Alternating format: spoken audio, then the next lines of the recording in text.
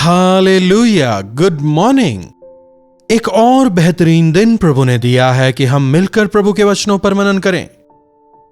इस कार्यक्रम के जरिए चाहे आप कहीं भी हो, हर रोज हम मिलकर इस प्रकार से प्रभु के वचनों पर मनन कर रहे हैं। इसके लिए प्रभु का धन्यवाद हो। आइए आज के मनन की शुरुआत करें।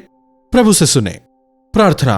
महापवित्र पिता परमेश्वर, प्रभु आपने हमें भला चंगा है, सुरक्षा दी है, इसके लिए आपके शुक्रगुजार हैं। सुबह उठने के साथ ही हम कई सारे बुरे समाचार सुनते हैं, प्रताड़नाओं के विषय सुनते हैं, कितने सारे मृत्युओं के विषय हम सुनते हैं।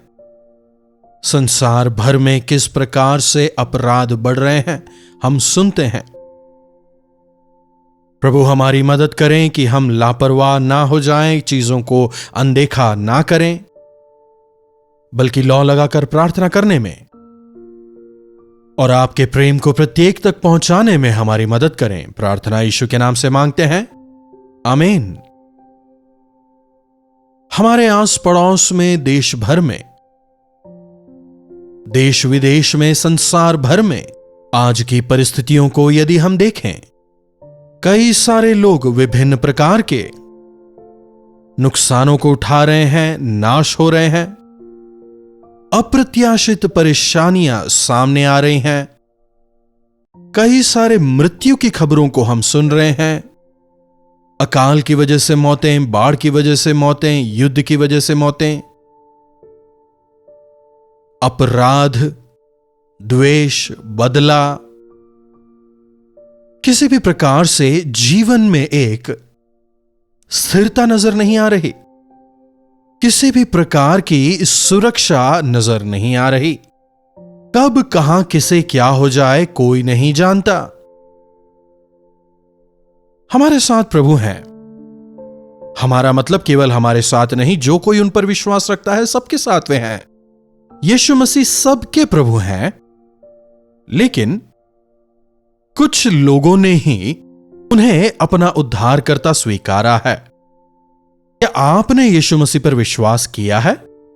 वे महान प्रभु हैं, वे सामर्थी हैं, क्षमा करने वाले हैं, दया करने वाले हैं, प्रेमी हैं, जरूरतों को पूरा करने वाले हैं, चंगा करने वाला परमेश्वर मैं ही हूं कहने वाले।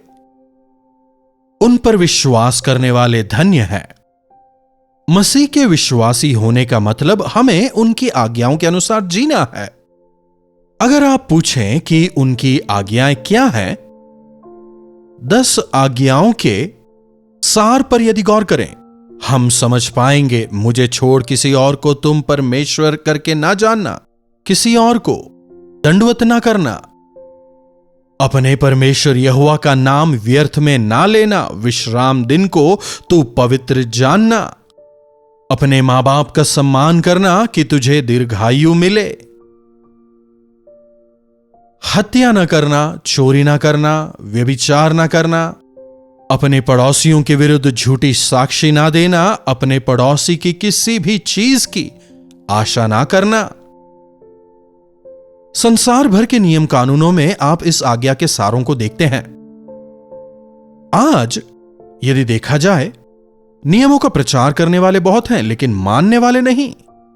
नियमों पर चलने वाले लोग आज नजर नहीं आते। अगर आप दानियेल की पुस्तक पर गौर करें तो वहां पर दानियेल और उसके साथ और कुछ जवानों को राजा नबूकदनेस्सर गुलाम बनाकर अपने देश ले आता है। जब इस्राएली बेबीलोन के गुलाम हो गए थे, देखिए क्या लिखा है। दानियेल की पुस्तक पहला अध्याय 4 आयत से पढ़ रहा हूं। तब राजा ने आज्ञा दी कि इस्राएल के राजपुत्रों और प्रतिष्ठित पुरुषों में से ऐसे जवानों को ला जो सुंदर, निर्दोष और सब प्रकार की बुद्धि में प्रवीण, ज्ञान में निपुण और विद्वान और राज मंदिर में हाजिर होने योग्य हों, और उन्हें कसदियों के शास्त्र और भाषा की शिक्षा दे। तो वे लोग इस्राएल के विद्वानों को, उनके सुंदर और प्रतिष्ठित पुरुषों को, वहां के टैलेंटेड लोगों को अपनी भाषा, अपने तौर तरीके, शास्त्र वगैरह सिखाकर उनके जो टैलेंट्स हैं उन्हें यह राजा अपने राज्य के फायदे के लिए उपयोग में लाना चाहता है। आज देखिए, शैतान भी, आजकल हम कई लोगों को यह कहते सुनते हैं कि प्रभु की सेवकाई में आने वाले क्यों ज्यादा पढ़े लिखे नहीं होते, क्यों उच्च शिक्षा प्राप्त नहीं होते। होते हैं, शायद आप नहीं जानते।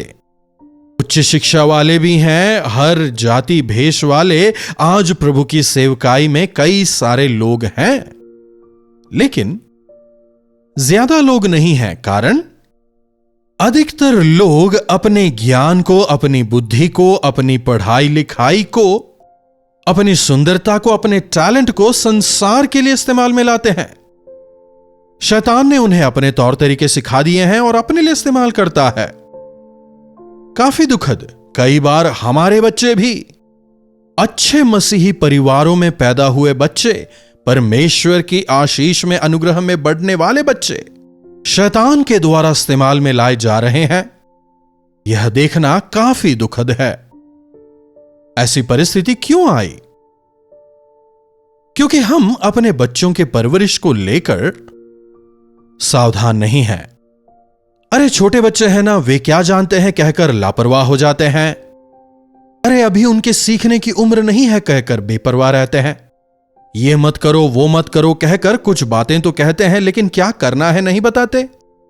इसीलिए हमारे बच्चे हाई स्कूल, कॉलेज के आते आते कई सारे बच्चे प्रभु से दूर चले जाते हैं।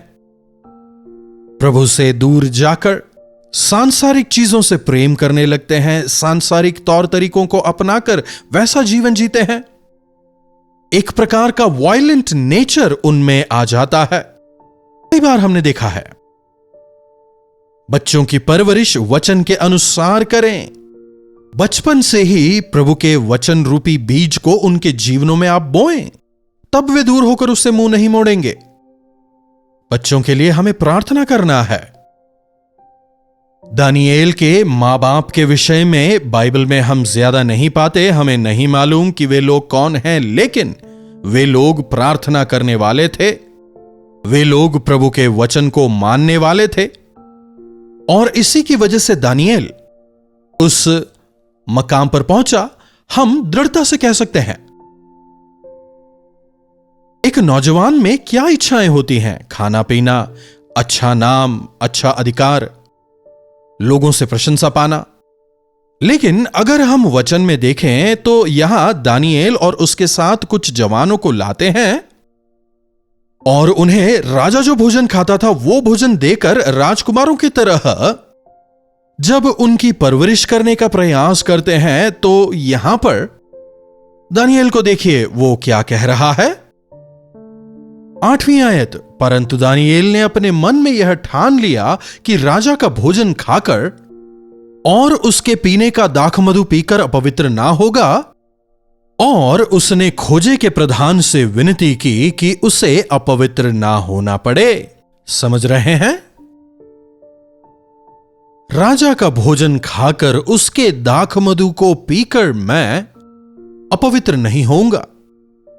उस भोजन का सेवन कर मैं अपने आप को अशुद्ध नहीं करूंगा, क्योंकि मेरा शरीर परमेश्वर का मंदिर है। देख रहे हैं, एक नौजवान ऐसा बोल रहा है। एक शानदार मौका उसके पास था।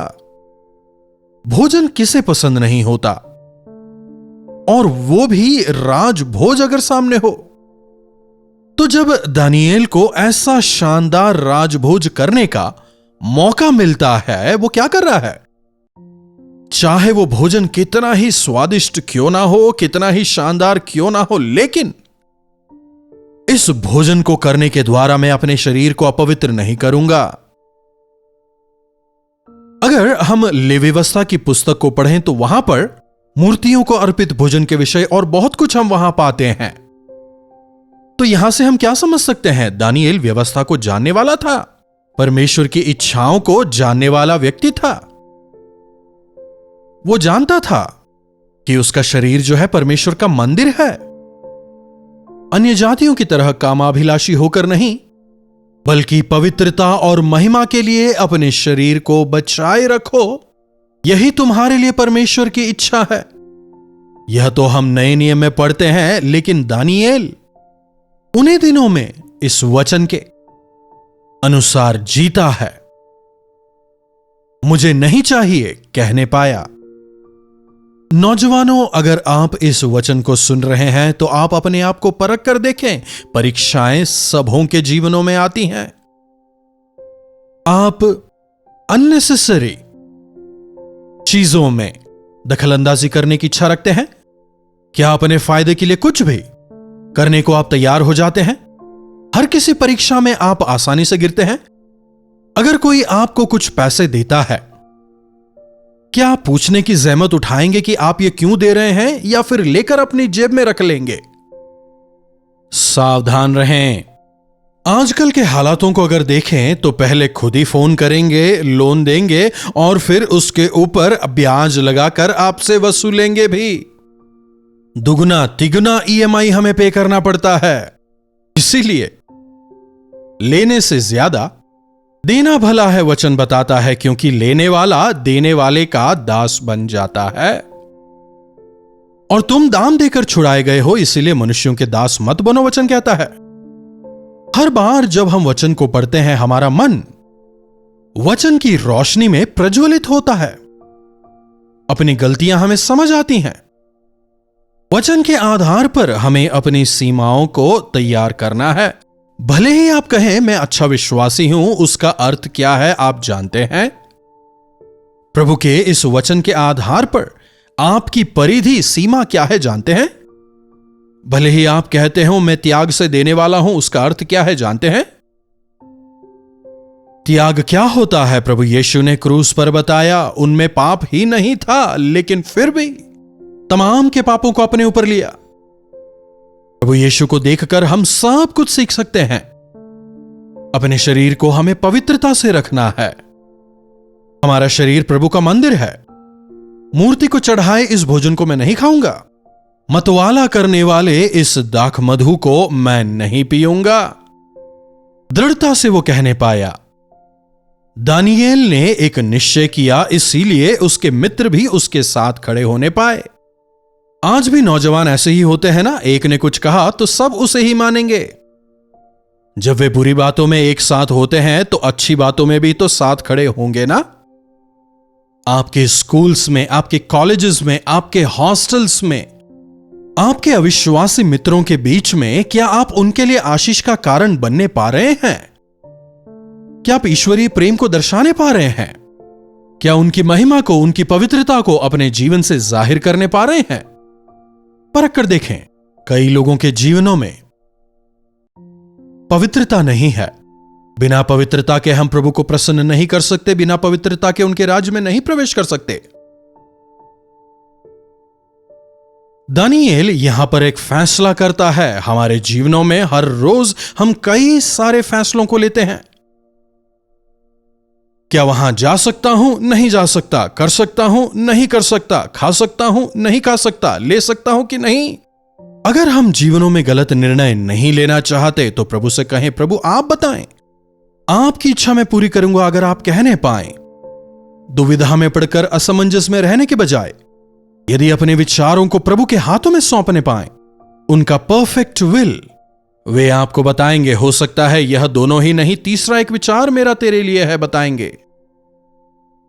सुबह उठने से लेकर रात को सोने तक क्या आपके हर एक फैसले वचन के अनुसार हैं? क्या वे आपके लिए ठीक हैं? एक बार परख कर देखें। पश्चाताप करने का मौका है। यदि आप प्रभु के पास जाकर अपनी गलतियों के लिए माफी मांगे, प्रभु आपको क्षमा करेंगे। स्वरों को झुकाएं, प्रार्थना करें। महापवित्र पिता परमेश्वर, प्रभु इस संसार में रहते हुए भटकाने वाली कई चीजें हमारे सामने आएंगी। शैतान विभिन्न तरीकों से हमें भरमाने का प्रयास करेगा, लेकिन उसके जाल में ना फंसकर, उसके बहकावे में ना आकर किस प्रकार से हमें आगे बढ़ना है, आज दोबारा अपने वचनों के जरिए आपने हमें सिखाया है, बलवंत किया है। इसके लिए हम आपके शुक्रगुजार हैं। प्रभु वचनों को सुनने वाले हर एक व्यक्ति के हृदय में आप कार्य करें। आपके लिए पवित्रता के साथ दृढ़ खड़े रहकर सही फैसला लेते हुए आगे बढ़ने में हमारी मदद करें। यीशु के नाम से प्रार्थना मांगते हैं, आमीन। अब हमारे पिता परमेश्वर का प्रेम, प्रभु यीशु मसीह का अनुग्रह, पवित्र आत्मा की संगति और सहभागिता हमें से प्रत्येक के साथ आज, कल और सर्वदा बनी रहे, आमीन। प्रभु की महिमा हो। अपने प्रार्थना विषयों को आप हमें 9884907779 पर व्हाट्सएप, वॉइस मैसेज या फिर टेक्स्ट के जरिए भेज सकते हैं। हम आपसे सुनना चाहेंगे, आपके लिए प्रार्थना करेंगे। प्रभु जरूर चमत्कार करेंगे। यदि इन कार्यक्रमों के जरिए आपने अपने जीवन में आशीष पाई है और यदि पवित्र आत्मा आपको इस सेवकाई में भाग लेने के लिए प्रेरित करते हैं, आप हमें एक मैसेज करें। हमारी टीम आपसे संपर्क करेगी, अधिक जानकारी आपको प्रदान की जाएगी और हम मिलकर प्रभु की सेवा में आगे बढ़ने पाएंगे। इन्हीं वचनों के साथ आज मैं आपसे विदा लेना चाहूंगा। प्रभु परमेश्वर का अनुग्रह हम सबों पर बना रहे। दिल्ली और दिल्ली के आसपास के दर्शकों के लिए खुशखबरी। डॉक्टर जयपॉल अपने दर्शकों से मिलने के लिए दिल्ली में एक दिन के गेट टुगेदर के लिए आ रहे हैं। तारीख है 12 नवंबर। पहला सेशन दोपहर 2 बजे से 5 बजे तक, दूसरा सेशन शाम 6 बजे से 9 बजे तक। जगह है YWCA कॉन्सेंटिया हॉल, बंगला साहब गुरुद्वारा के पास, अशोक रोड, नई दिल्ली। अधिक जानकारी के लिए हमसे संपर्क कीजिए 8939393939 पर। तो डॉक्टर जयपॉल से मुलाकात करना न चूकें। कलवरी दर्शन, ये है प्रेम के दर्शन, यीशु प्रेम के दर्शन।